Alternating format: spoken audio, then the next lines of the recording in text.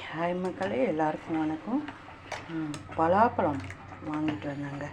சரி, அதை வச்சு பாயாசம் செய்யலாம் அப்படின்னு சொல்லிட்டு செஞ்சுருக்க பாருங்க. இதுக்கு ஒரு 1/2 லிட்டர் பால் நல்லா சுண்டை காய்ச்சிட்டு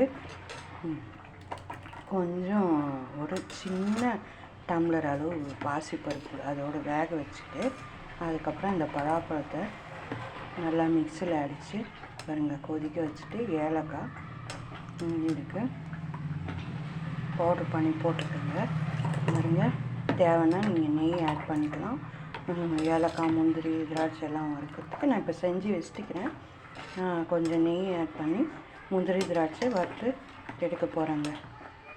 பாருங்கள், வழக்கமாக நம்ம சேமியா அது இது போட்டு பாயாசம் செய்வோம். டிஃப்ரெண்ட்டாக சரி பலாப்பழம் வாங்கிட்டு வந்து அது பாயாசம் வைக்கணும்னு நினச்சி வச்சுருக்கேன். ஓகே, நீங்களும் இதே மாதிரி செஞ்சு சாப்பிட்டு பார்த்து எப்படி இருக்குன்னு சொல்லுங்கள். சம்மர் வருது, இதெல்லாம் குளிர்ச்சி உடம்புக்கு நல்லது. ஓகே, பாய்.